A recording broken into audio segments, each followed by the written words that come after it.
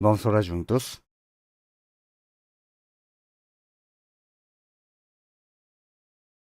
O Senhor Deus Pai, Santo e Misericordioso, que nos ama, quando vivíamos no pecado, longe de Deus, Deus teve misericórdia de nós. Quando ainda não conhecíamos Deus, o Senhor Deus nos amou. Para nos salvar, o Senhor Jesus tomou sobre si a condenação e a maldição que nós deveríamos receber. Pelo precioso sangue que Jesus derramou na cruz, o Senhor Deus lavou para sempre os nossos pecados, para nunca mais receber condenação nem maldição. Nós agradecemos por essa graça tão grande. Nós agradecemos de verdade, porque o Senhor Deus nos fez compreender essa maravilhosa graça e pela fé, receber a salvação, a vida eterna e a gloriosa esperança de entrar no reino de Deus. Nós que fomos remidos pelo precioso sangue do Senhor, estamos reunidos diante de Deus. Nós agradecemos porque o Senhor Deus nos permite louvar a grande graça e o amor do Senhor, aprender a palavra de Deus e ter comunhão no povo santo do Senhor. Nós cremos que o Senhor está entre nós neste momento. Pedimos que Deus examine cada um de nós, nos sustente com as suas mãos misericordiosas e pela graça de Deus, pela palavra de Deus e pelo poder do Espírito Santo, nos aperfeiçoe cada vez mais. Que o restante da nossa vida nunca seja em vão diante de Deus. Pedimos que Deus nos governe e nos guie para que possamos viver de maneira digna como filhos de Deus. Pedimos encarecidamente que no retiro de verão, que vai começar em breve, o Senhor Deus realize mais uma vez uma grande obra, levando muitas almas até o Senhor para receber a salvação. Pedimos que Deus use cada um de nós de maneira preciosa, conforme a sua vontade, para essa obra. Neste tempo final, em que a volta do Senhor está bem próxima, nos ensine cada vez mais como devemos viver diante de Deus, e nos sustente e nos guie pela sua palavra e pelo poder do Espírito Santo. Pedimos também por nossas igrejas em todo o país e pelas muitas igrejas no mundo inteiro. Pedimos também por todos os irmãos que guardam a fé e anunciam o Evangelho mesmo nas dificuldades.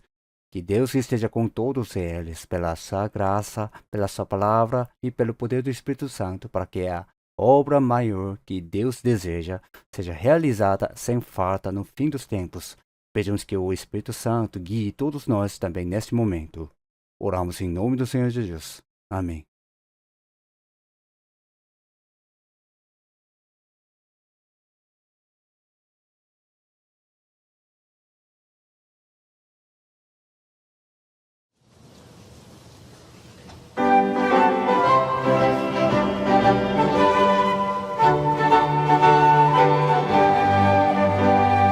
우리들의 싸울 것은 별이 아니요 우리들의 싸울 것은 육체 아니요 마귀 권세 힘써 싸워 깨쳐버리고 죽을 영혼 살릴 것일세 일심으로써 힘써 나가세 일심으로써 힘써 싸우세 마귀들의 군사들과 힘써 싸워서 생존권을 흘리기까지 우리들의 힘은 강세가 아니요 우리들의 가진 것은 강철아니요 하나님께 받아가진 평화의 복을 거룩하신 말씀이로다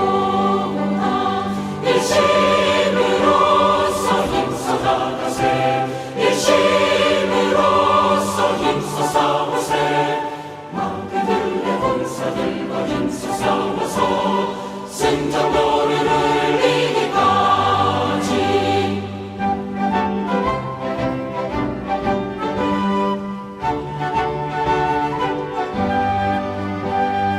악한 마귀 죄가 우리 강할지라도 우리들의 대장 예수 앞서가시니 두려 말고 용기 있게 힘써 싸우세 최후 승리 얻을 때까지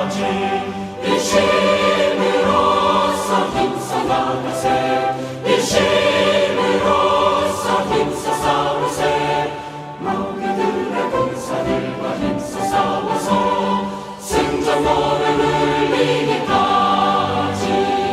죄가 죽게 빠진 사람 죄를 이루쳐 십자가에 달린 예수 믿기만 하면 위태한 데 빠진 영혼 구원 얻어서 천국 백성 될 것이니세 일심으로써 힘써 나가세 일심으로써 힘써 싸우세 마귀들의 군사들과 힘써 싸워서 승전노를 울리기까지.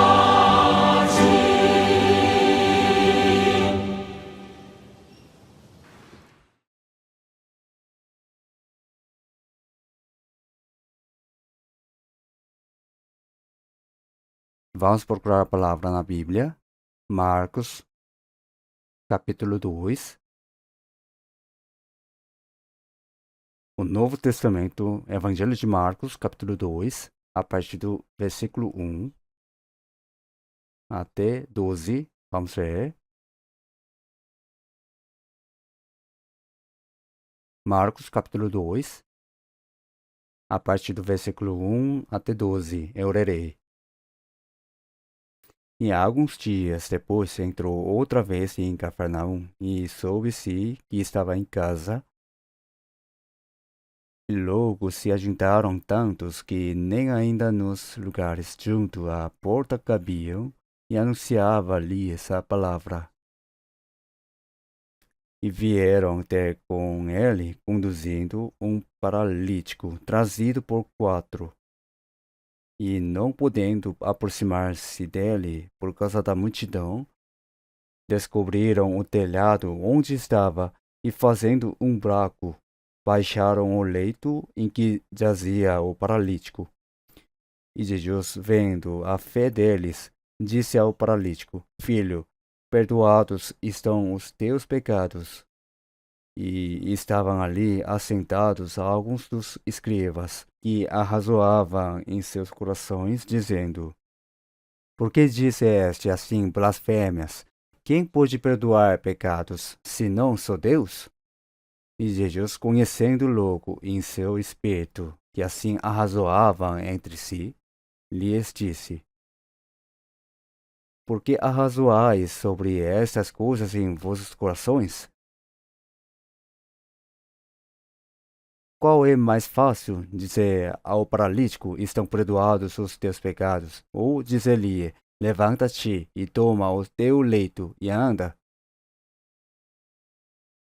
Ora, para que saibais que o Filho do Homem tem na terra poder para perdoar pecados, disse ao paralítico: A ti te digo, levanta-te, toma o teu leito e vai para a tua casa. E levantou-se e, tomando logo o leito, saiu em presença de todos, de sorte que todos se admiraram e glorificaram a Deus, dizendo: Nunca tal vimos. Até aí.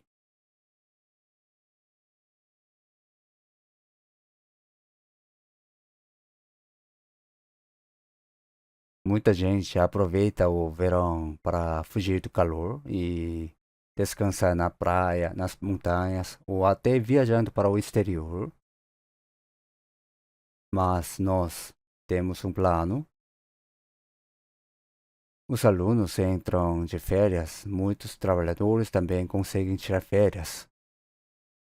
E nós temos aproveitado essa oportunidade boa para pregar a palavra, evangelizar e dedicar nosso tempo a salvar as almas perdidas. Como todos sabem, no Centro de Retiros Galileia, em Gwangju, realizamos o retiro de primavera, o retiro de verão, o retiro de outono e muitos outros retiros também. Especialmente no retiro de verão, é quando o maior número de pessoas se reúne para ouvir a palavra e ser salvo. Em cada etapa, participam em média mais de 10.000 pessoas. Por isso, realizamos 7 etapas do Retiro de Verão. Nós evangelizamos e aconselhamos as pessoas durante todo o ano com dedicação, mas no Retiro de Verão, muitos irmãos e irmãs de todo o país, juntamente com as igrejas, se unem para orar e se dedicar exclusivamente à pregação do Evangelho. É justamente no Retiro de Verão que o maior número de pessoas é salvo. No começo, quando a gente realizava o Retiro de Verão nos Estados Unidos, a gente usava um lugar chamado SBSville. Era um centro de retiros construído pela Igreja Batista dos Estados Unidos. A gente alugava aquele espaço, as instalações eram muito boas, mas não tinha um salão grande e apesar de ser uma igreja batista, nem batistério tinha. Mesmo assim, a gente alugava aquele lugar e usava. Naquela época, eu realmente admirava e invejava aquele centro de retiros, porque era muito bom. Mas o nosso centro de retiros é incomparavelmente maior e melhor. Na minha opinião, hoje o nosso centro de retiros Galileia é um dos melhores do mundo. Acho que quase não existe outro centro de retiros com um tamanho e uma estrutura como o nosso.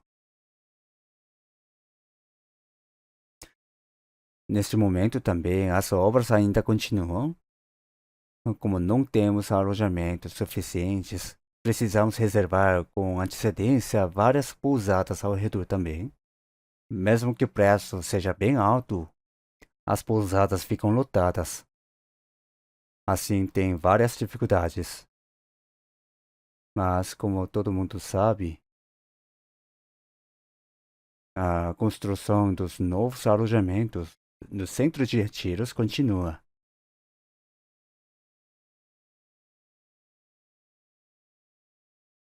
O novo alojamento que está sendo construído vai ter mais de 480 quartos e também 2 auditórios menores. Quando a obra ficar pronta, no retiro de verão do ano que vem, vamos nos reunir naquele novo espaço. A construção está avançando bem rápido. Como todos sabem, essa obra dos alojamentos é um projeto bem enorme. Por isso, o custo da construção vai ficar bem acima de 60 bilhões de wons, ou seja, cerca de 20 milhões de reais. Mesmo assim, a obra está seguindo sem grandes dificuldades. Isso não é impressionante? Por que precisamos fazer esse trabalho? Porque o maior número de pessoas é salvo durante esse retiro. Será que conseguimos comprar a alma de uma pessoa com dinheiro? Não existe nenhum método nem recurso humano capaz de fazer isso. Mas, quando muitas pessoas se reúnem para orar e se dedicam à pregação do Evangelho, quem participa daquele retiro parece que não consegue sair sem ser salvo. A pessoa tem duas opções: ou é salva ou foge. Mas fugir é impossível, porque se ninguém levar de carro, nem saindo a pé dá para ir embora. Acho que é muito bom. Então a pessoa acaba ouvindo a palavra até o fim e depois dá testemunho dizendo: se eu não tivesse vindo a esse retiro, teria acontecido problema sério. E assim as pessoas recebem a salvação e nós vemos muitas pessoas sendo batizadas. Imaginem como Deus deve se alegrar com isso. Hoje, a nossa missão já está presente em 83 países, com mais de 700 igrejas. Nem sei dizer o número exato, mas seguimos pregando o Evangelho com muito empenho em vários países. Além de evangelizar, também estamos construindo centros de retiros. Por isso, acredito que neste retiro, o Senhor Deus também vai estar conosco e muitas pessoas vão ser salvas. Mas isso não acontece sozinho. O Senhor Deus opera quando aqueles que já foram salvos se unem em um só coração, oram, se dedicam e trabalham juntos. Por isso, eu desejo encarecidamente que todos os irmãos que já foram salvos continuem orando e levem seus familiares, parentes e vizinhos para participar deste retiro, para que muitas pessoas também sejam salvas.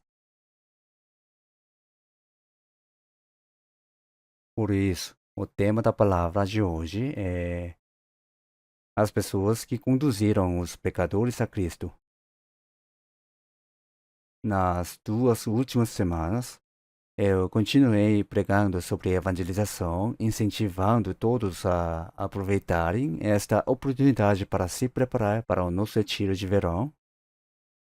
E hoje também quero falar com esse mesmo propósito, preparando o nosso coração para o retiro de verão. A Bíblia nos mostra claramente que é da vontade de Deus que muitas pessoas sejam salvas.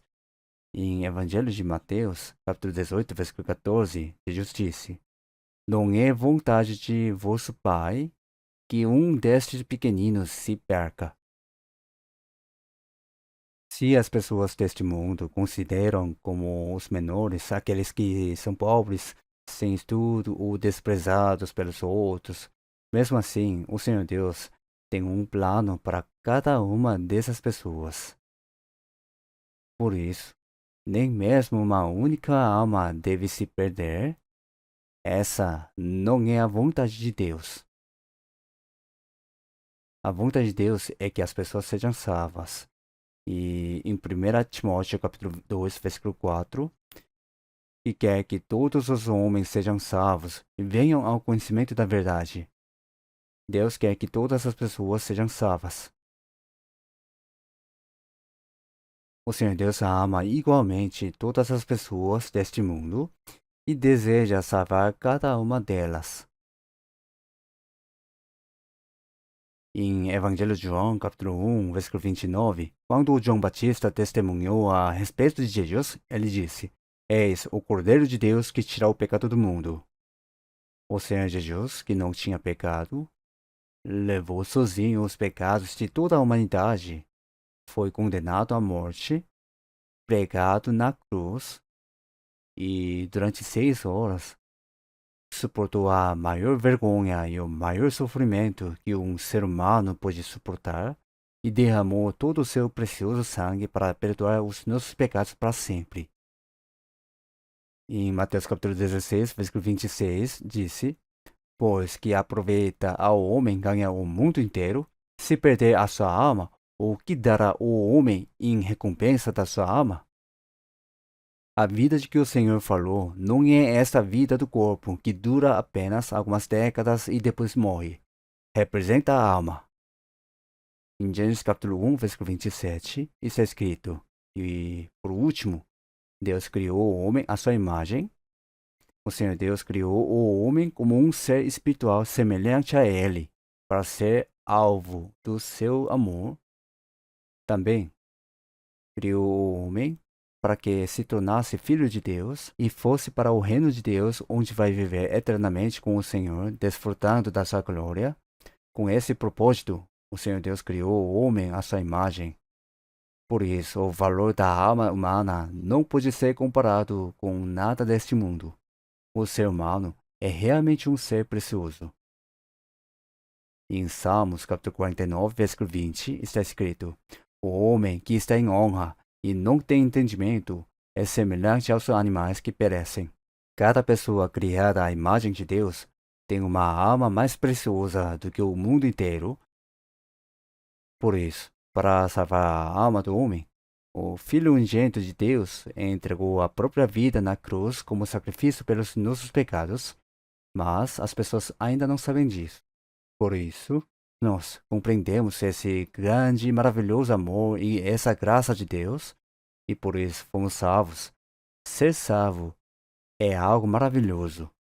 Por isso, em Hebreus capítulo 2, versículo 3, diz: Uma tão grande salvação Criar e governar todo o universo é algo que Deus faz com a sua palavra e o seu poder. Não existe nada que Deus não possa fazer com a sua palavra e o seu poder, mas tem uma coisa que não acontece apenas com a palavra e o poder de Deus: salvar a alma de uma pessoa. Isso não se realiza apenas pela palavra e o poder de Deus. Por quê? Porque em Romanos capítulo 6, versículo 23 está escrito: o salário do pecado é a morte. Essa é a justiça de Deus. O salário do pecado é o julgamento de Deus e a perdição eterna. Isso não se resolve apenas com a palavra e o poder de Deus. O preço do pecado precisa receber o justo julgamento de Deus. Se o pecador não morrer, um justo precisa morrer no lugar do pecador. Por isso, Cristo, sendo justo, carregou os pecados de todos os pecadores do mundo e morreu na cruz. Essa foi a obra mais maravilhosa que Deus realizou. Por causa disso, quem crê é salvo, se torna filho de Deus e vai para o céu eterno para viver com Deus e desfrutar da sua glória para sempre. Essa é a tão grande salvação. Nós recebemos essa tão grande salvação, quem já foi salvo. E se ainda houver alguém que não foi salvo, ninguém é salvo só porque vem à igreja. É preciso compreender esse Deus grande e maravilhoso e receber essa tão grande salvação. Se alguém desprezar essa tão grande salvação ou tratar essa salvação com descuido, como vai poder escapar do julgamento de Deus? Nós recebemos essa tão grande salvação.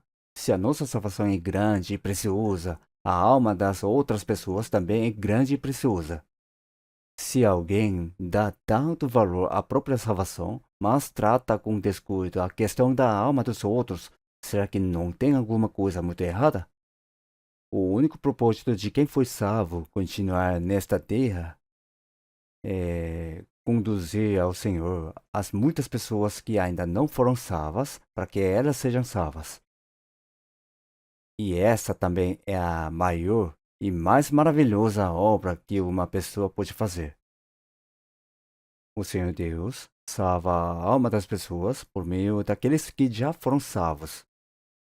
O Senhor Deus usa quem já foi salvo para salvar os pecadores que estão nesta terra e levar essas pessoas para o reino de Deus. Por isso, o título do sermão de hoje é As pessoas que conduziram um pecador a Cristo. Esse conteúdo está em Marcos capítulo 2.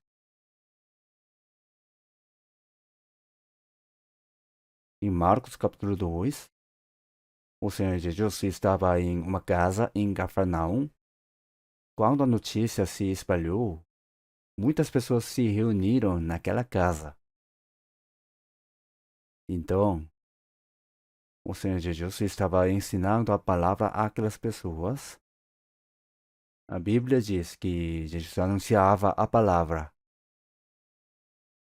Jesus continuava falando sobre o caminho da salvação e o caminho da vida eterna.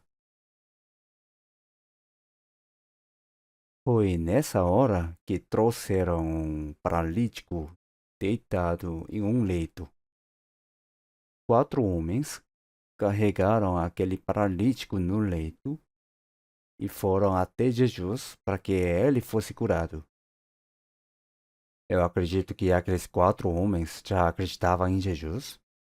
Acredito que eram pessoas que já tinham sido salvas por meio de Jesus. Por isso, eles carregaram aquele paralítico coitado no leito. Parece que eles vieram de longe, porque eles acreditavam que se aquele homem chegasse diante de Deus, Jesus certamente iria curar aquele homem. Mas, quando eles chegaram lá, tinha muita gente. As pessoas que estavam até na porta, nem dava para passar, não tinha nem onde pisar. Era impossível entrar. Mesmo assim, aqueles 4 homens não desistiram. Eles pensaram, de qualquer jeito, precisamos levar esse doente até Jesus. Ele precisa curar esse homem. Parece que aquele paralítico estava completamente paralisado.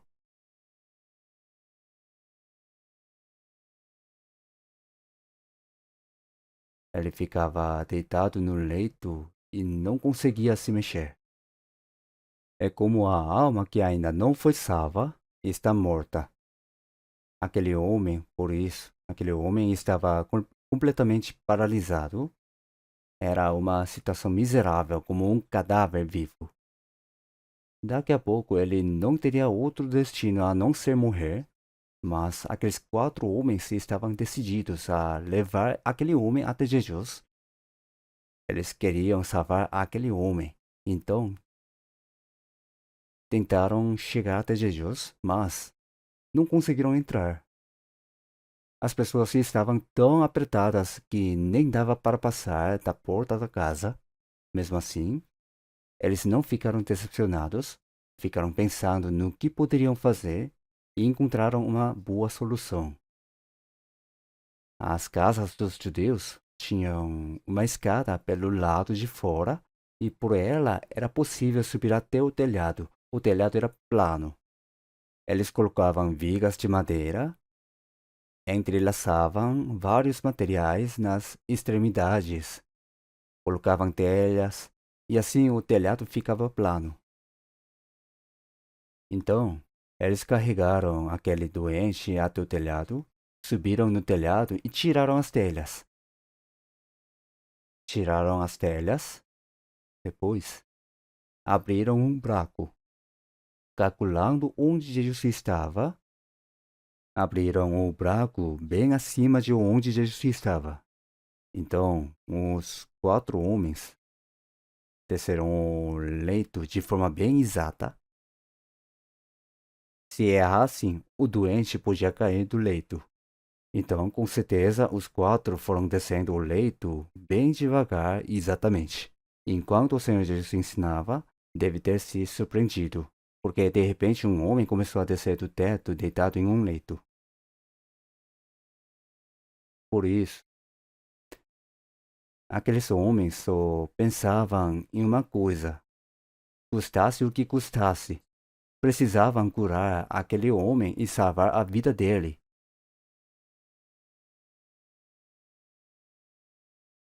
Aquele paralítico estava em uma situação muito miserável. Não sabemos se aqueles homens eram amigos dele ou vizinhos, mas tinha 4 homens que primeiro creram em Jesus e foram salvos. Fosse amigo, fosse qualquer outra pessoa, aquele paralítico teve uma grande bênção por ter pessoas salvas ao seu lado. Então, aqueles 4 homens carregaram o paralítico no leito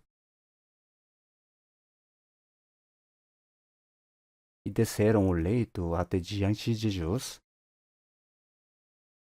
Eu acho que eles vieram de bem longe. Os 4 estavam unidos com um só coração. O único objetivo deles era salvar aquele homem. Por isso, trabalharam juntos, levaram aquele homem até lá e desceram o leito diante de Jesus.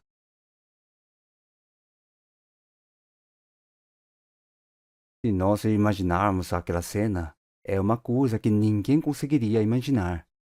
Se não desse para entrar na casa, o normal seria esperar do lado de fora ou ir embora, já que ninguém sabia quando a reunião ia terminar.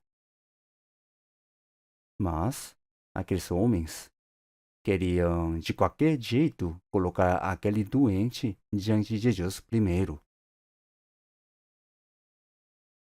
As casas dos judeus tinham uma escada pelo lado de fora que levava ao telhado.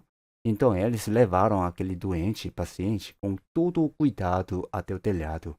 Tiraram as telhas e abriram um buraco no teto. Tenho certeza de que muita gente ficou surpresa. As pessoas devem ter dito: o que eles estão fazendo? O que eles estão fazendo? Com certeza repreenderam aqueles homens, criticaram e até zombaram deles.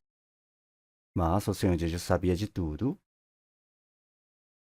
Então eles desceram o paralítico deitado no leito, exatamente diante de Jesus. Então, em Marcos capítulo 2,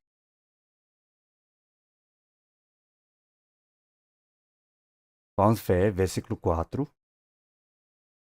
E não podendo aproximar-se dele por causa da multidão, descobriram o telhado onde estava e, fazendo um buraco, baixaram o leito em que jazia o paralítico. E Jesus, vendo a fé deles, disse ao paralítico: Filho, perdoados estão os teus pecados. Jesus, vendo a fé deles, de quem é essa fé? Não é só a fé do paralítico, é também a fé dos 4 homens que levaram aquele homem até Jesus. Vendo a fé deles, disse: Filho, perdoados estão os teus pecados. Disse assim.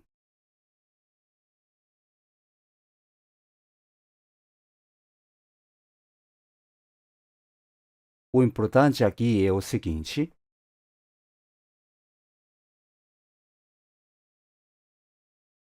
o Senhor,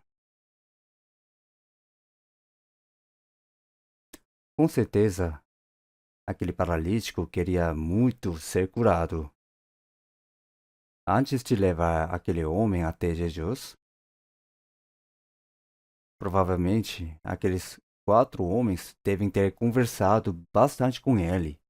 Devem ter dito: existe um homem chamado Jesus. Jesus foi enviado por Deus.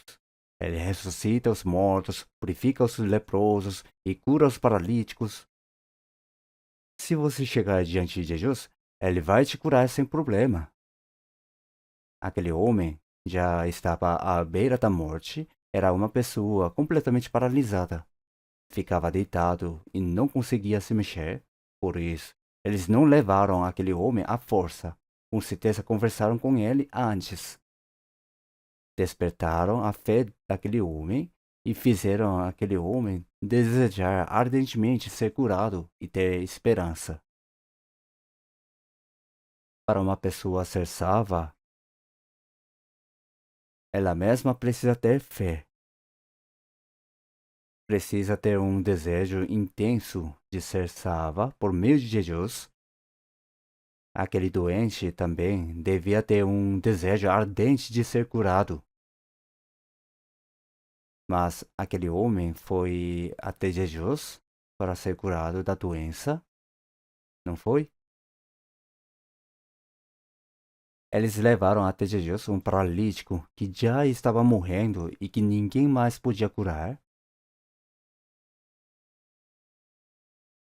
Ele foi até Jesus para ser curado da doença.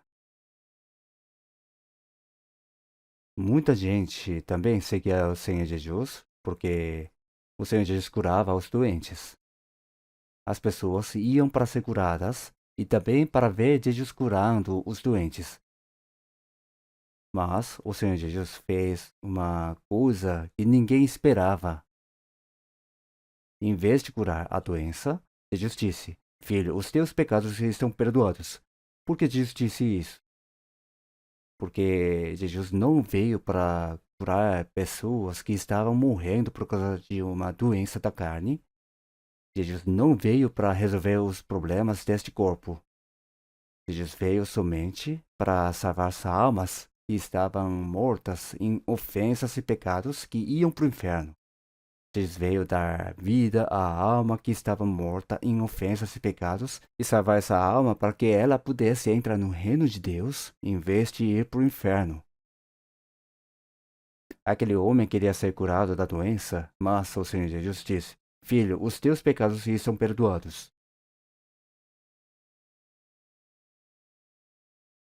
Talvez aquele homem tenha ficado doente por causa do pecado. Por isso, em Tiago capítulo 4, quando orar por um doente, diz primeiro para confessar os pecados e depois orar para que a doença seja curada. Se a doença veio por causa do pecado, primeiro é preciso ter um coração arrependido, confessar os pecados e depois orar para que a doença seja curada? De qualquer forma, nós não sabemos por que aquele homem ficou paralítico e estava morrendo. Mas não era só aquele homem, todas as pessoas estão destinadas à perdição por causa do pecado. O Senhor Jesus veio para salvar essa alma. Por isso disse: Filho, perdoados estão os teus pecados.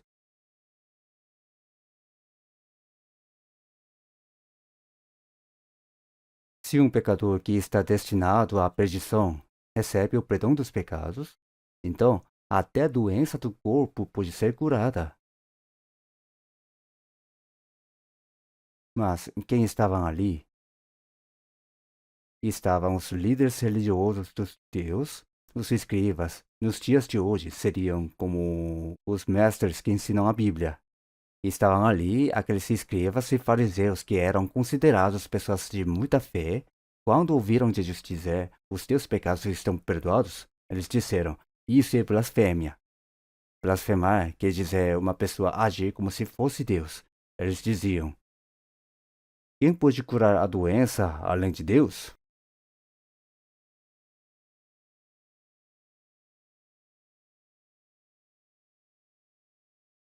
Eles achavam que Jesus fingia ser Deus e isso era blasfêmia. Por isso, estavam procurando uma oportunidade para matar Jesus. Quando Jesus disse, os teus pecados estão perdoados, eles pensaram, como um homem pode perdoar pecados? Isso é blasfêmia. Eles disseram assim. Mas, na verdade, eles falavam isso porque não sabiam quem Jesus era.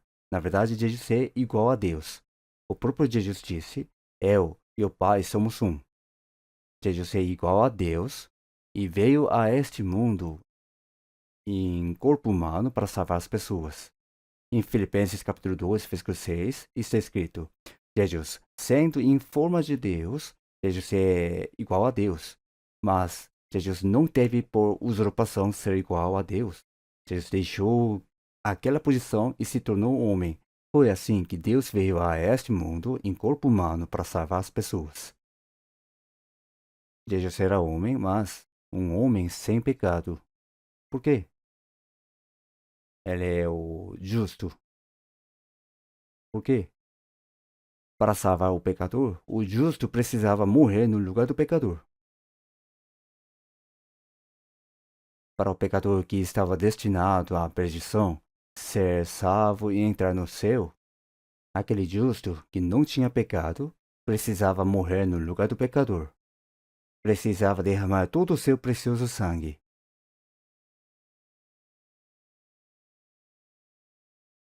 Esse Jesus é o Messias que veio para salvar os pecadores. Por isso, em Evangelho de João, capítulo 5, Jesus diz, deu-lhe o poder de exercer o juízo, porque é o Filho do Homem. Jesus é o Senhor da salvação e, ao mesmo tempo, é o Salvador. Mas, Jesus também é o Senhor do juízo. Jesus abriu o caminho da salvação, ao mesmo tempo, quem não crê será julgado por Jesus. Por isso, Jesus também veio para julgar. O importante aqui é o seguinte: aquele paralítico não tinha como ir até Jesus sozinho para ser curado ou para ser salvo. Ele precisava chegar até Jesus. Mas ele não conseguia nem se mexer. Ele precisava da ajuda de alguém que já acreditava no Senhor. Hoje também é assim. Para outras pessoas serem salvas, a ajuda de quem já foi salvo é necessária. Neste mundo, ninguém consegue ser salvo sozinho. Por isso, quem já foi salvo ama a alma de quem ainda não foi salvo e com um grande desejo de levar essa pessoa a Cristo para que ela seja salva, se dedica e se sacrifica por ela. Por meio desse esforço, outras pessoas são levadas ao Senhor e são salvas. Esse é o método que Deus estabeleceu para salvar a alma das pessoas. Vocês sabem disso? Quando nós fomos salvos, será que alguém aqui foi salvo sozinho porque era inteligente? Será que alguém foi salvo sozinho, orando, sem a ajuda de ninguém? Não. Com certeza, nós precisávamos da ajuda de alguém que já tinha sido salvo. Precisávamos do esforço e da ajuda de quem já tinha sido salvo. Alguém precisava nos ajudar para ouvirmos a palavra que pode salvar. Se não for assim, a alma de uma pessoa não pode ser salva. Por isso, antes de levar aquele paralítico até Jesus, eles também devem ter conversado com ele. Eles não podiam simplesmente levar aquele homem à força.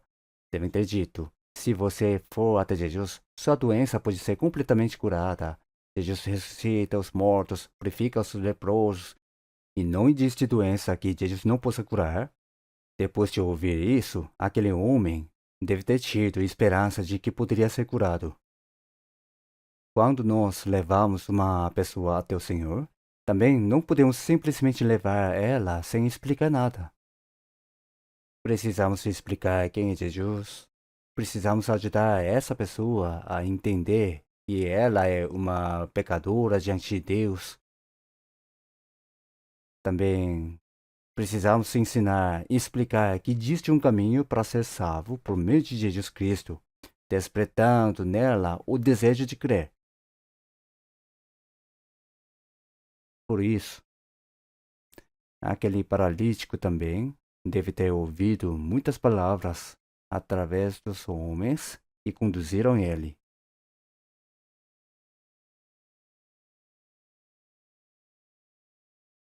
O Senhor Jesus veio para salvar os pecadores, por isso, disse: Filho, os teus pecados estão perdoados. É muito importante entender que, para uma alma ser salva, ela precisa da ajuda de quem já foi salvo. Deus salva outra alma por meio de quem já foi salvo. Esse é o método que Deus estabeleceu para salvar a alma das pessoas. Em Filipenses capítulo 1, versículos 5 e 6, pela vossa cooperação no Evangelho, desde o primeiro dia até agora, tendo por certo isto mesmo, que aquele que em vós começou a boa obra a aperfeiçoará até ao dia de Jesus Cristo. Tem essa palavra, o que quer dizer desde o primeiro dia? Desde o dia em que fomos salvos. Todos nós temos o dia em que fomos salvos, não é? A partir daquele dia, começa a comunhão com os irmãos que já foram salvos, desde o primeiro dia até agora, por causa da comunhão no Evangelho. Depois que somos salvos, temos a comunhão com aqueles que já foram salvos. Agora, temos um só Pai, somos irmãos, temos a mesma fé e a mesma esperança. Existe um grupo que vive em comunhão no santo amor de Deus. E nesse grupo, Deus começa uma boa obra. Que boa obra é essa? Começa a boa obra de salvar outras almas. Em Atos capítulo 10, versículo 38, como Deus ungiu a Jesus de Nazaré com o Espírito Santo e com poder, o qual andou fazendo bem e curando a todos os oprimidos do diabo, porque Deus era com ele. Tem essa palavra? O Senhor Deus ungiu Jesus de Nazaré, que veio em corpo humano com o Espírito Santo. Deus encheu Jesus com o seu poder, e Jesus andava por toda parte fazendo bem. Que bem era esse? Não era apenas curar as doenças do corpo. A maior de todas as boas obras é salvar a alma que estava a caminho do inferno. O Senhor Jesus fazia bem e curava a todos os oprimidos do diabo, porque Deus era com ele. Agora, esse poder de Deus não está somente em Jesus. Desde o primeiro dia até agora, quem já foi salvo vive em comunhão tendo o Senhor como centro. E no meio dessa comunhão, Deus começa uma boa obra. É a obra de salvar outras almas. Qual é a obra mais importante que os salvos precisam fazer nesta terra? A questão mais importante é levar ao Senhor as outras almas, muitas almas que ainda não são salvas, para que elas também sejam salvas. Isso é a nossa obra. Por isso, em Efésios capítulo 3, versículo 20, está escrito: segundo o poder que em nós opera. Em nós, os salvos, segundo o poder que em nós opera, segundo o poder que em nós opera, o Senhor está entre nós e opera com o seu poder. Aquele que é poderoso para fazer tudo muito mais abundantemente além daquilo que pedimos ou pensamos. O Senhor opera em nós. O que nós mais pedimos e desejamos? Queremos que outras almas sejam salvas. Quando os irmãos salvos vivem em comunhão e cooperam pelo Evangelho, o nosso grande desejo é que mais pessoas sejam salvas. Esse não é apenas o desejo de Deus, também se tornou o nosso desejo. Aquele que é poderoso para fazer tudo muito mais abundantemente, além daquilo que pedimos ou pensamos. Quer dizer que, quando estamos unidos e cooperamos pelo Evangelho, Deus faz muito mais do que podemos pedir ou imaginar. Por isso, em Filipenses capítulo 1, versículo 27, combatendo juntamente com o mesmo ânimo pela fé do Evangelho. Quando nos unimos e cooperamos pela obra de anunciar o Evangelho, o Senhor Deus faz muito mais do que pensamos e desejamos. Deus salva as almas das pessoas. Por isso, precisamos entender que Deus salva outras almas por meio do povo salvo. Com uma luz comum, ninguém consegue queimar um objeto com a luz que as pessoas produzem. Isso também não é possível. Nem a luz do sol. Do jeito que ela chega até nós, consegue provocar fogo. Mas existe uma lente convexa, não é? Quando ela concentra a luz do sol em um só ponto, o fogo acende na hora. Eu mesmo já fiz essa experiência. Então Jesus disse: porque onde estiverem 2 ou 3 reunidos em meu nome, aí estou eu no meio deles. Mesmo que sejam apenas 2 ou 3 pessoas reunidas em nome do Senhor, se elas desejarem de todo o coração que Deus opere, o Senhor Deus estará entre elas e fará uma obra maravilhosa. É assim que acontece a obra da salvação. É bom fazer sozinho, mas quando 2 pessoas oram e cooperam juntas, Deus opera muito mais. 2 ou 3 pessoas. E se mais pessoas se unirem com o mesmo coração, o Senhor Deus vai fazer uma obra maior. Na época do retiro, os salvos, enquanto muita gente faz planos para ir à praia ou viajar para o exterior, o que nós fazemos? Nós também temos uma obra para fazer neste retiro. Precisamos levar muitas pessoas ao Senhor. Quem tem alguém para convidar deve combinar com essa pessoa desde agora e fazer planos para irem juntos. E para levar alguém ao tiro é preciso ter um quarto preparado. Por isso, nós também preparamos os quartos e continuamos organizando tudo. Por isso, quem vai evangelizar alguém precisa fazer planos desde agora. E quem não tem ninguém para convidar, pode ajudar de outras maneiras. Pode orientar o trânsito, receber as pessoas na entrada do retiro, tem essas irmãs. E ajudar a estacionar os carros, fazer a limpeza. Tem também as mães que trabalham na cozinha, suando e se dedicando. E lavar as louças. Os irmãos também lavam a louça muito bem. Por que fazemos tudo isso? Porque todas essas tarefas fazem parte da obra de anunciar o Evangelho e eu também preciso fazer essa obra. Se a pessoa não tem alguém para evangelizar diretamente, pode servir no que for preciso. E o Senhor Deus opera no meio disso.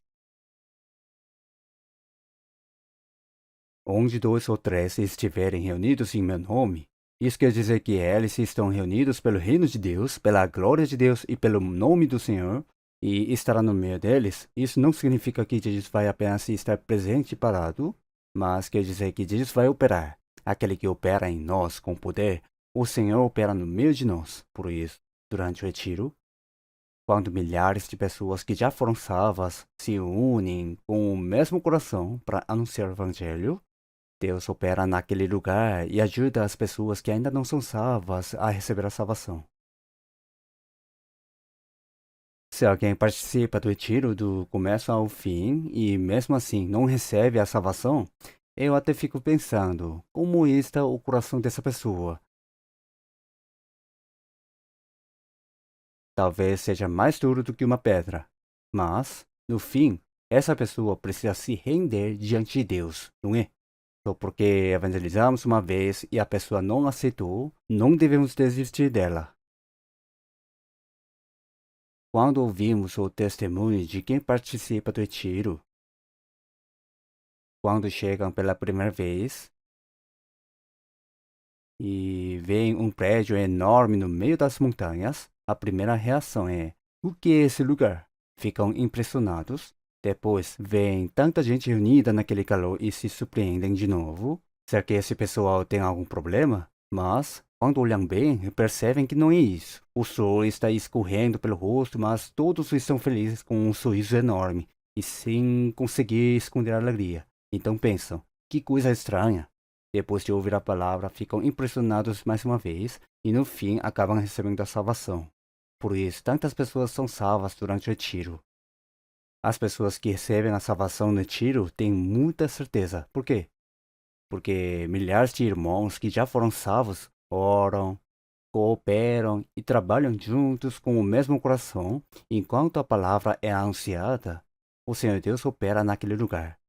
Isso não é maravilhoso?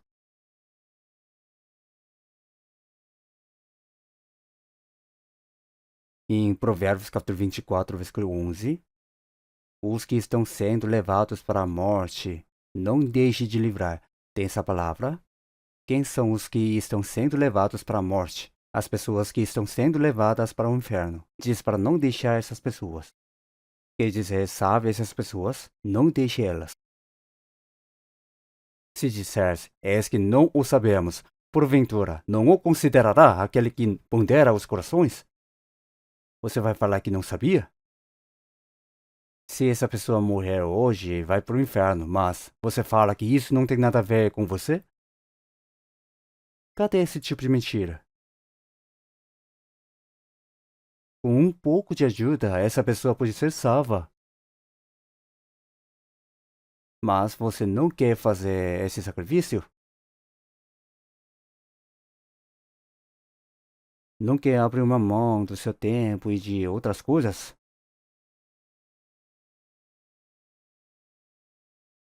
Se você vê uma pessoa indo para o inferno e simplesmente deixa ela desse jeito, a Bíblia diz que isso também é o pecado. Em Tiago capítulo 4, versículo 17, aquele que sabe fazer o bem e não o faz, o que é? Comete pecado. O que é o bem? A melhor obra. Existe alguma boa obra maior do que levar ao Senhor um pecador que está ao caminho do inferno para que essa pessoa seja salva? O Senhor Deus ungiu Jesus de Nazaré com o Espírito Santo e com poder, e Jesus andou fazendo o bem. Qual era esse bem? Era salvar as almas que iam para o inferno. Jesus fazia o bem e curava todos os oprimidos do diabo. Por isso,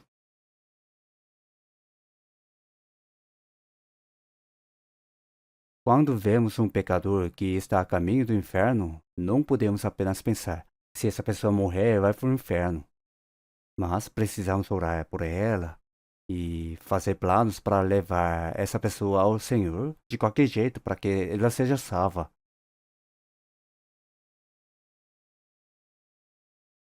Se você passar por um lugar e ver alguém caindo em um buraco e prestes a morrer, o que você faz? Você diz, coitado, essa pessoa vai morrer, e vai embora? Você precisa salvar essa pessoa. Se souber nadar, entra na água.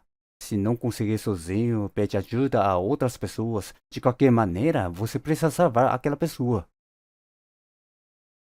Se falar que está ocupado, que isso não tem nada a ver com você e simplesmente for embora deixando aquela pessoa morrer, você também se torna assassino indireto.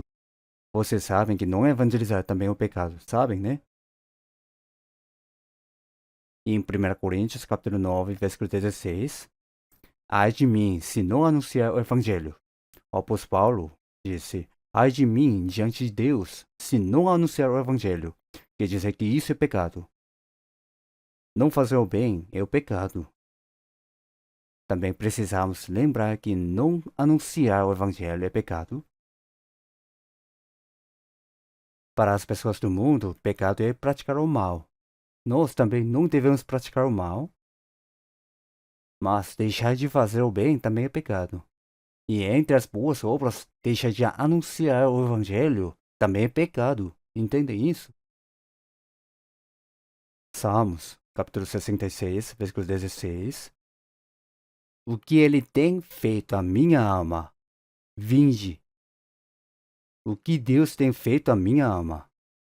E diste.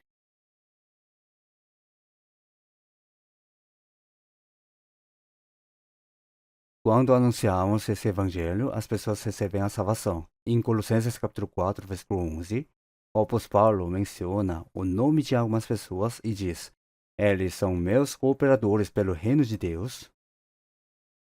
São pessoas que trabalham juntas pelo reino de Deus. Quem são os cristãos salvos? Vivemos nessa terra, mas somos pessoas que trabalham pelo reino de Deus. Quem sabe disso? Temos um corpo, mas trabalhamos pela obra espiritual. Vivemos no tempo, mas trabalhamos pela eternidade. Vivemos neste mundo visível, mas trabalhamos por uma obra invisível, eterna e gloriosa. Quem poderia saber disso? Nós precisamos ser pessoas que cooperam pelo reino de Deus. Durante o retiro, não são só os pastores que trabalham. Os pastores pregam e aconselham. Também, outros trabalham na cozinha, fazem limpeza, passam a noite sem dormir fazendo a segurança, organizam o trânsito. Tem tanto trabalho para fazer. No retiro, vocês sabem quantos carros entram no estacionamento? São cerca de 2.000 carros. É difícil até imaginar, não é? Houve um tempo em que nem tínhamos espaço para estacionar alguns carros, mas hoje estacionamos mais de 2.000. E alguém precisa organizar tudo isso e orientar os motoristas. Se ninguém fizer esse trabalho, o que vai acontecer? Todos aqueles irmãos também são pessoas que trabalham juntas pelo reino de Deus. Nós não podemos ficar de fora dessa obra. Eu também participo desse trabalho. Em Evangelho de João, capítulo 4, o Senhor Jesus estava passando por Samaria.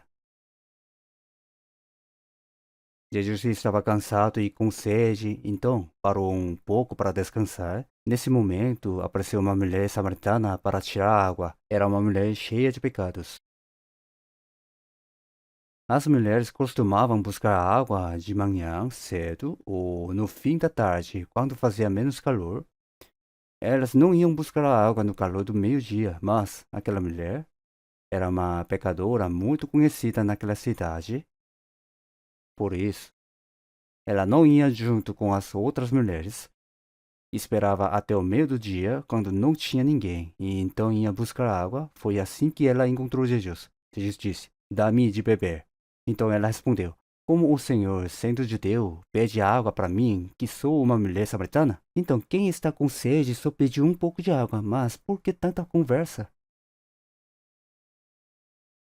Os samaritanos consideravam os judeus como inimigos. Os samaritanos eram descendentes da mistura entre judeus e gentios. Por isso, os judeus desprezavam eles e não queriam se relacionar com eles. Então, os samaritanos também consideravam os judeus como inimigos. Um viajante pede apenas um pouco de água, mas ela faz um grande caso por causa disso. Como o Senhor, sendo judeu, pede água para mim, que sou uma mulher samaritana? Ela não quis dar água. Essa mulher não tinha nenhuma compaixão, nem um pouquinho. Então Jesus disse: se você soubesse quem é que está falando com você, seria você quem me pediria água. Mas ele não entendeu o que Jesus disse. Ela respondeu: escute, o poço é fundo. Este é o poço que Jacó deu ao nosso povo. O Senhor nem tem um balde. Como vai tirar a água daqui? Jesus disse: qualquer que beber desta água tornará a ter sede, mas aquele que beber da água que eu lhe dê nunca terá sede. Rios de água viva correrão do seu ventre. A mulher pensou: o que ele quer dizer com isso? Ela nunca tinha ouvido essas palavras.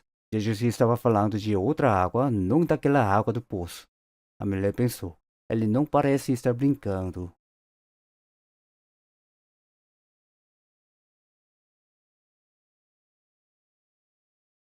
Então perguntou: existe uma água assim? Então me dê dessa água, para que eu não tenha mais sede e não precise voltar aqui para buscar água.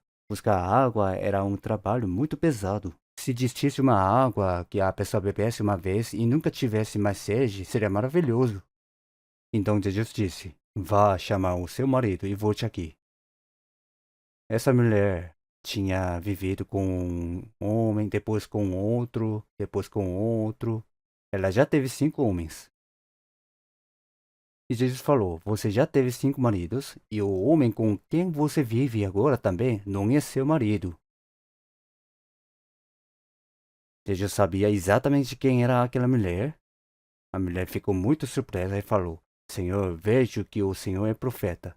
Então ela pensou: já que encontrei um profeta, vou fazer uma pergunta. Os nossos antepassados, os samaritanos, adoravam a Deus no Monte de Gerizim, mas vocês dizem que o lugar para adorar é Jerusalém. Qual dos dois está certo? Então Jesus disse: mulher, creia na minha palavra. Está chegando a hora em que vocês não vão adorar o Pai, nem neste monte, nem em Jerusalém. Deus é espírito, e importa que os que o adorem em espírito e em verdade. Deus procura a tais que assim o adorem. A mulher ficou muito surpresa. Eu vejo. No começo, ela achava que Jesus era apenas um judeu. Depois, pensou que Jesus era um profeta. Então falou: agora eu vejo que o Senhor é profeta. Então Jesus disse: mulher, creia na minha palavra. Está chegando a hora em que vocês não vão adorar o Pai, nem neste monte, nem em Jerusalém. Quando Cristo vier, ele vai nos ensinar tudo. Então Jesus disse: eu sou o Cristo de quem você está falando. Eu sou Cristo. A mulher ficou muito surpresa. Quando Jesus disse isso, certamente abriu o coração daquela mulher para que ela reconhecesse quem Jesus era. A mulher ficou surpresa. Os samaritanos também esperavam a vinda de Cristo. Ela até esqueceu de dar água a Jesus, deixou o cântaro ali e correu para a cidade de Samaria. E começou a falar: vinde e veja. Este homem revelou tudo sobre a minha vida, até os meus pecados. Porventura, não é este o Cristo? Vinde e veja. Então as pessoas da cidade pensaram: aquela mulher pelo menos não é louca. O que será que aconteceu? Então elas saíram da cidade e foram até Jesus, ouviram as palavras de Jesus e convidaram ele para entrar na cidade de Samaria. Jesus ficou ali 2 dias anunciando o evangelho. É isso que está registrado em João capítulo 4. Uma mulher samaritana cheia de pecados recebeu a salvação, ela creu em Jesus e por causa dela, o evangelho foi anunciado em toda a cidade de Samaria. Depois, os samaritanos falaram: agora nós cremos, não por causa do que você falou. Nós mesmos ouvimos Jesus e sabemos que Jesus é Cristo. Então, entendemos como teve força o testemunho daquela mulher samaritana cheia de pecados que conheceu, acreditou em Jesus e evangelizou. Em Provérbios, fala que a palavra da testemunha firme tem poder. As palavras de quem realmente entendeu algo têm força. Elas têm poder para tocar o coração das pessoas. Por isso, por meio de uma mulher cheia de pecados, o evangelho chegou a toda a cidade de Samaria. Agora, nós, que já fomos salvos, precisamos ir e anunciar o fato em que cremos. O Senhor Jesus disse para aquele paralítico: filho, os teus pecados estão perdoados.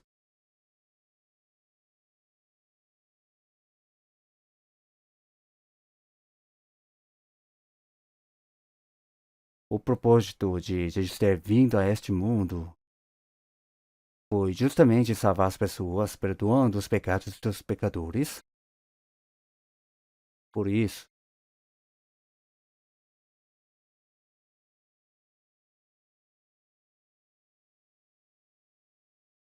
o Senhor Jesus, quando o Senhor Jesus perdoou os pecados daquele paralítico que estava à beira da morte, resolveu o problema mais importante da vida dele. Então os escribas olharam para Jesus e falaram: só Deus pode perdoar pecados.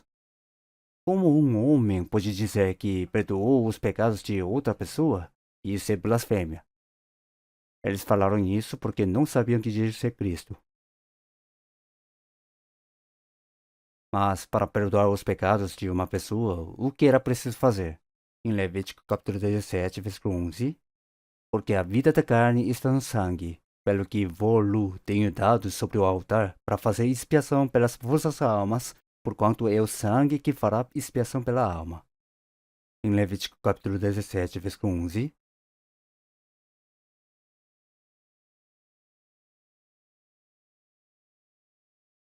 só faz pouco tempo, a ciência comprovou que a vida está no sangue. Faz pouco mais de 100 anos, talvez, mas o livro de Levítico foi escrito há cerca de 2.600 anos. A vida da carne está no sangue, e é o sangue que faz expiação pela alma. Tanto as pessoas quanto os animais morrem quando perdem todo o sangue. E quando o sangue está doente, o corpo também adoece. A vida está no sangue, por isso, o sangue precisava ser derramado, quer dizer que uma vida sem pecado precisava morrer e derramar o seu sangue para que os pecados fossem perdoados. Por isso, no Antigo Testamento, quando os israelitas cometiam pecado, eles sacrificavam um cordeiro, um bode ou um novilho. Depois aspergiam o sangue no altar da expiação e os seus pecados eram perdoados. Em Hebreus capítulo 10, versículo 4, porque é impossível que o sangue dos touros e dos bodes tire os pecados. O sangue dos animais não pode perdoar os pecados das pessoas. Então, por que Deus mandou oferecer esses sacrifícios se eles não podiam tirar o pecado? Porque aqueles sacrifícios não eram o verdadeiro sacrifício até a vinda de Cristo. Jesus veio como o Cordeiro de Deus. Por isso, em 1 Pedro capítulo 1, versículo 18, sabendo que não foi com coisas corruptíveis, como prata ou ouro, que fostes resgatados da vossa vã maneira de viver, e por tradição recebestes dos vossos pais, mas com o precioso sangue de Cristo, como de um cordeiro imaculado e incontaminado. Pelo precioso sangue de Cristo, seus pecados foram perdoados. O precioso sangue de Cristo, como de um cordeiro, só existe um caminho para os nossos pecados serem perdoados. E em Hebreus capítulo 9, versículo 22, sem derramamento de sangue não há remissão. Em Hebreus capítulo 9, versículo 12, está escrito que Cristo efetuou uma eterna redenção por meio do seu próprio sangue. o Senhor Jesus morreu como um cordeiro. E Jesus fez a obra de pagar pelos nossos pecados. E em 1 João capítulo 3, versículo 5. E bem sabeis que ele se manifestou para tirar os nossos pecados, e nele não há pecado. O propósito de Jesus ter vindo a este mundo foi tirar os pecados. Mas para tirar os pecados, o Senhor Jesus, que não tinha pecado, precisava morrer no nosso lugar. Por isso, mesmo que Jesus ainda não tivesse morrido na cruz, quando Jesus disse, os teus pecados estão perdoados, essas palavras já tinham com base o fato de que Jesus morreria na cruz, não é? Os teus pecados estão perdoados. Mesmo no Antigo Testamento, muito antes de Jesus vir ao mundo, em livro de Isaías, capítulo 44, versículo 22, apaguei as tuas transgressões como a névoa, e os teus pecados como a nuvem. Torna-te para mim, porque eu te amei. Mesmo quando pecamos contra outra pessoa, o pecado continua sendo diante de Deus. Por quê? Porque quebramos a lei de Deus. É claro que precisamos pedir perdão à pessoa que ofendemos. Se for necessário, também precisamos reparar o dano. Mas isso por si só não resolve o problema. Se Deus não resolve, o problema continua. Por causa dos pecados que bloqueiam, como nuvens espessas, como uma neblina que cobre tudo. Mas Deus disse: apaguei esses pecados como as nuvens somem e como a neblina desaparece. Como? Quando o Senhor Jesus disse na cruz, está consumado, já estava mostrando que aqueles pecados seriam apagados. Torna-te para mim, porque eu te remi. Deus já estava falando do perdão dos pecados que Cristo realizaria. Por isso, em Efésios capítulo 1, versículo 7, vamos procurar Efésios capítulo 1, versículo 7.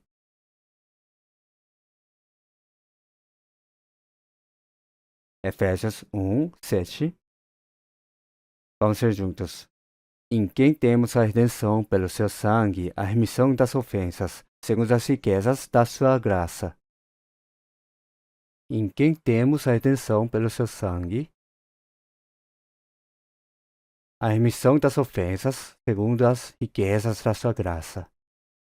Redenção quer dizer pagar o preço no lugar de alguém e resgatar essa pessoa. Nós recebemos o perdão dos pecados pelo sangue de Cristo, recebemos uma eterna redenção, o perdão dos pecados para sempre. Isso não é maravilhoso? Nós anunciamos o que Jesus cumpriu.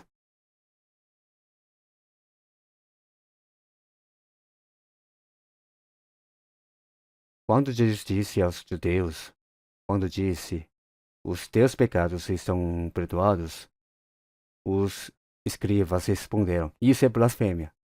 Você é apenas um homem, como pode agir como se fosse Deus? Quem pode perdoar os pecados, a não ser Deus? Eles falaram assim porque ainda não sabiam quem Jesus era.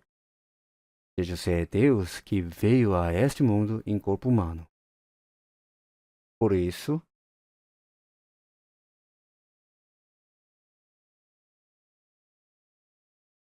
em Evangelho de João, capítulo 10, versículo 30, eu e o Pai, Deus, somos um. Sim, são um. Então, Jesus falou que os pecados deles estavam perdoados, tendo com base a redenção eterna que Jesus cumpriria. Vamos procurar a palavra. Evangelho de João, capítulo 20.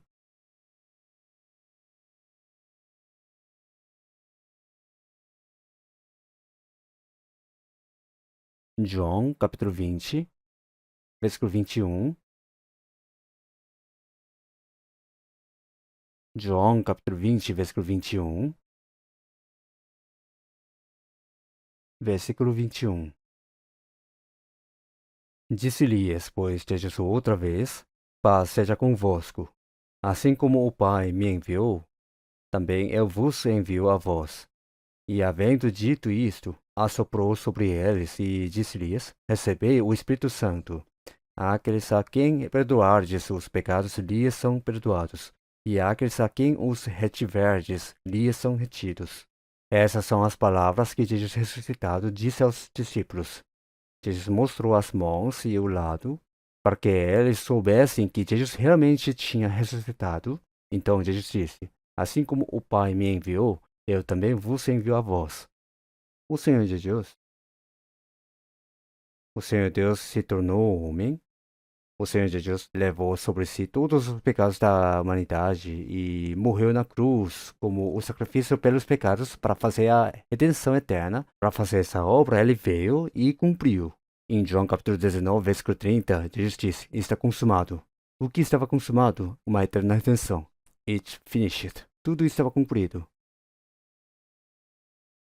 O Pai me enviou.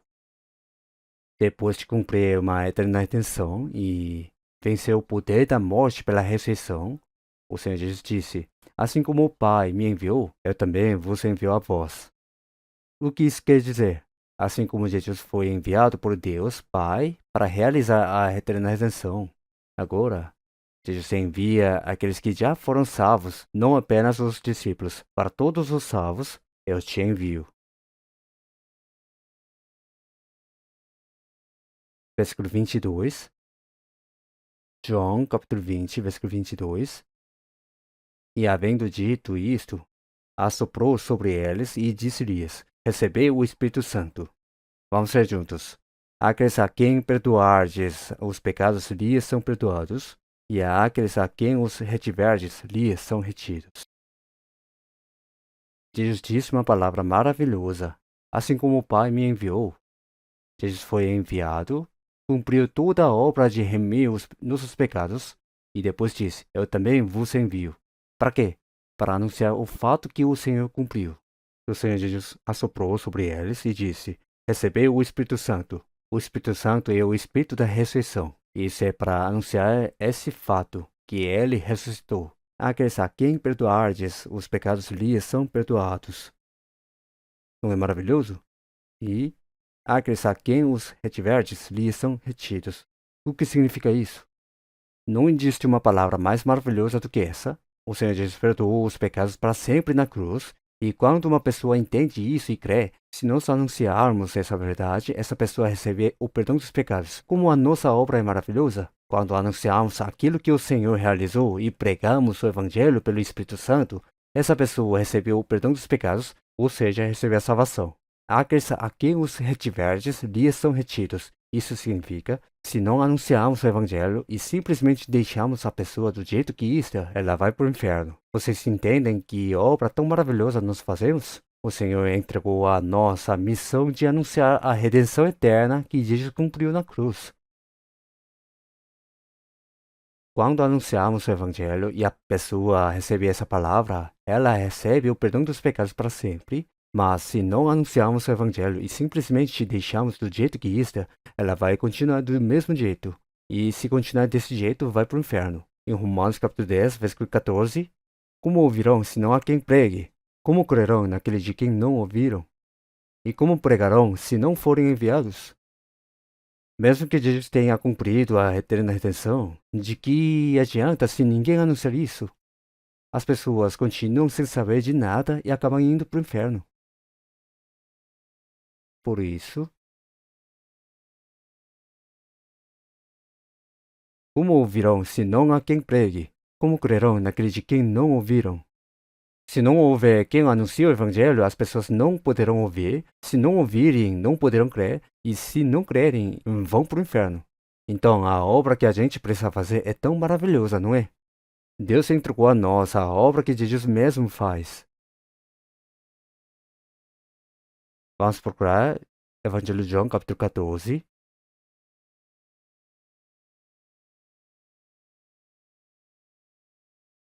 João, capítulo 14.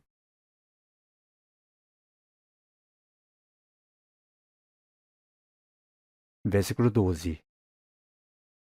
João capítulo 14, versículo 12. Vamos ser juntos. Na verdade, vos digo que aquele que crê em mim também fará as obras que eu faço, e as fará maiores do que estas, porque eu vou para meu Pai.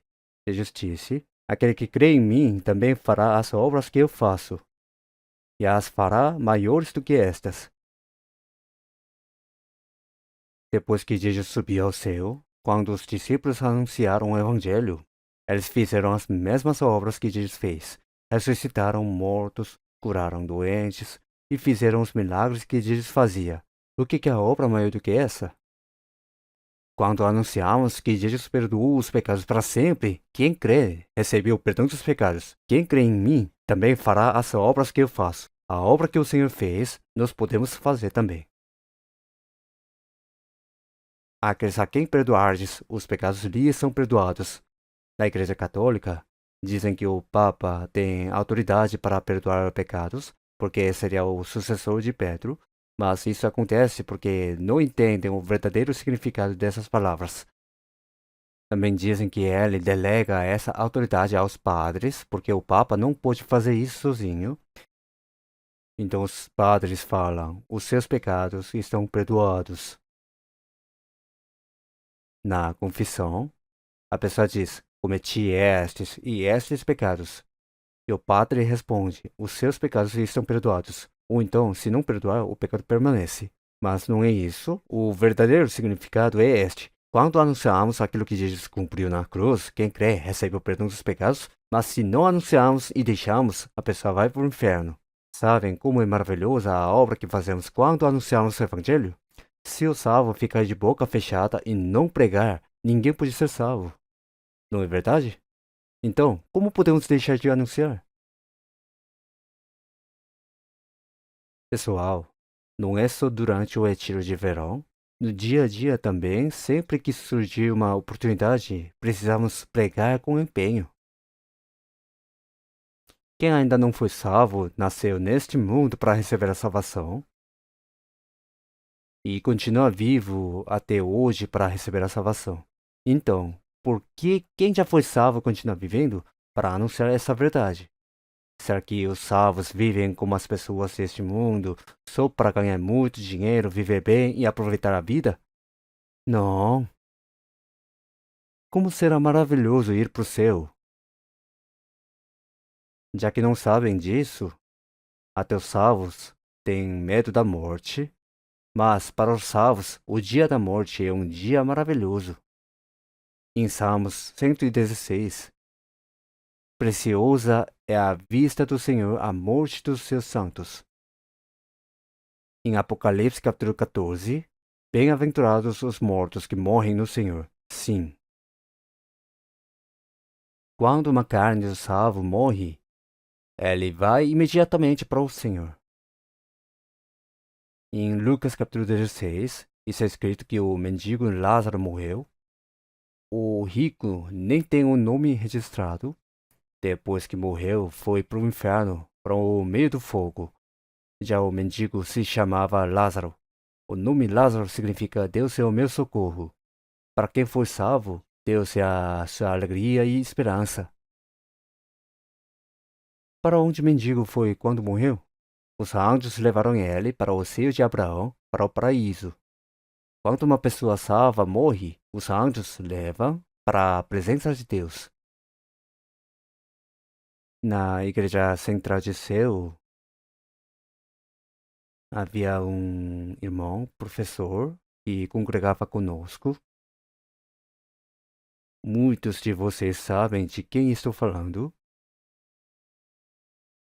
Quando eu estava em Paris pregando o evangelho, liguei para ele. Conversamos só por um instante. Quando voltei, ele já tinha falecido. Então a esposa dele contou uma coisa. Ela disse que no quarto do hospital estavam apenas os dois, mas de repente apareceu outra pessoa sentada ao lado dele, vestida de branco. Era um anjo vestido de branco que tinha vindo buscar ele. Então ele partiu. A pessoa salva. Em Lucas capítulo 16 está escrito: os anjos levam para o seio de Abraão. Então, por que o salvo tem medo da morte? É o dia mais glorioso da sua vida. Se ainda estamos vivendo neste mundo, não é porque temos apego às coisas deste mundo como às outras pessoas, mas vivemos porque temos uma obra para fazer. Vivemos para anunciar este evangelho. Essa é a maior missão que o Senhor nos deu. É a ordem do Senhor e é o maior propósito da vida de um cristão, não é? Mesmo que eu não anuncie o evangelho, outras pessoas vão anunciar. Sim, elas vão anunciar. Mas quando você estiver diante do Senhor, será que essa desculpa vai servir? Em 2 Coríntios capítulo 5, versículo 10, todos nós vamos comparecer diante do tribunal de Cristo. Desde o dia em que fomos salvos até o dia em que estivermos diante do Senhor, será revelado como vivemos. Se vivemos conforme a vontade de Deus, se agradecemos a Deus, se fizemos ou não aquilo que um cristão deve fazer, depois cada um vai receber o seu julgamento. Esse julgamento é para recompensa. Vai ter elogio, mas também vai ter repreensão. Em 1 Coríntios capítulo 4, está escrito que quando o Senhor vier, cada um vai receber o seu louvor. Mas será que vai ter só louvor? Também vai ter repreensão. Servo mau e negligente, não temos que desperdiçar o tempo que Deus nos deu. O tempo que temos para anunciar o Evangelho também não é muito. Se de repente o Senhor voltar, a nossa vida neste mundo vai terminar e vamos para a presença dele. Naquele dia, tudo o que fizemos desde que fomos salvos até chegarmos diante do Senhor será revelado tudo. Será que ficaremos tranquilos? Se o Senhor perguntar, o que você fez durante a sua vida? Será que vamos responder, eu comi muito? Tem uma história interessante. Certo homem foi procurar um professor muito respeitado porque seu pai faleceu e disse, meu pai faleceu. O que devo escrever na lápide dele? Por favor, me dê uma sugestão. O professor perguntou, e o que o seu pai fez durante a vida? Ele respondeu, nada de especial. Viveu com saúde, comeu bem e depois morreu. Então o professor disse, vou te dar daqui a alguns dias. Na lápide escreveu, comeu e morreu. Não precisava escrever mais nada. Comeu e morreu. Comeu e morreu. Será que é para isso que nós vivemos? Nos Estados Unidos, Dwight Moody foi um grande evangelista. Acho que já contei algumas vezes o que está escrito na lápide dele. Em 1 João, capítulo 2, versículo 17, o mundo passa e a sua concupiscência, mas aquele que faz a vontade de Deus permanece para sempre. Aquele que faz a vontade de Deus permanece para sempre. É essa a frase que está escrita na lápide dele. Qual é a vontade de Deus? É viver de um jeito que agrada a Deus. É fazer a obra que Deus nos mandou fazer.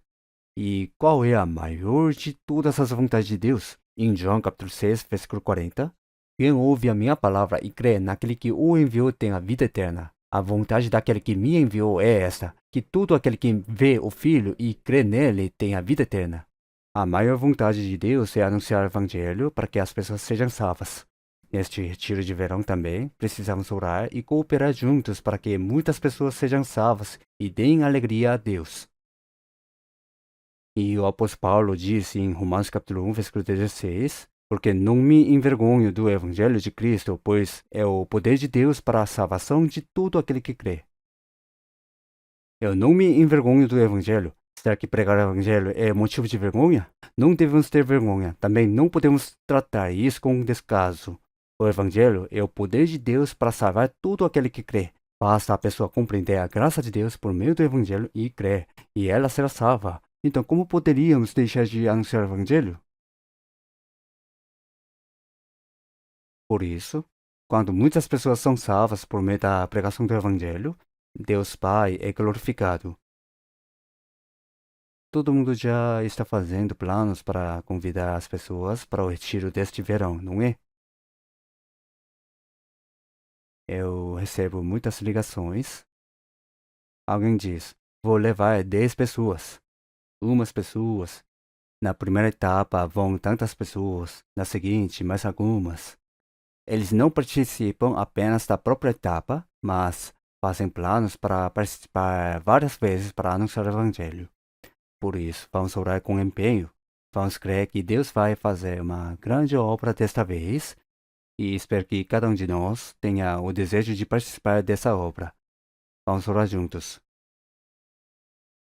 O Senhor Deus Pai misericordioso, agradecemos pela grande graça de Deus que nos salvou quando vivíamos longe de Deus, no meio do pecado, e nos deu a vida eterna e a esperança. Agora, pedimos que nós, que fomos salvos, possamos pregar o Evangelho de Deus aos pecadores coitados que ainda estão perdidos, e que muitas almas sejam salvas, e assim apareça a grande operação de Deus. Pedimos que neste retiro de verão também, muitas almas sejam salvas, e que isso traga glória a Deus Pai, que todos os irmãos cooperem por essa obra e pelo Evangelho com um só coração e que Deus cumpra uma obra maior que Deus deseja. Pedimos também que Deus use cada um de nós preciosamente conforme a vontade de Deus. Oramos em nome do nosso Senhor Jesus. Amém.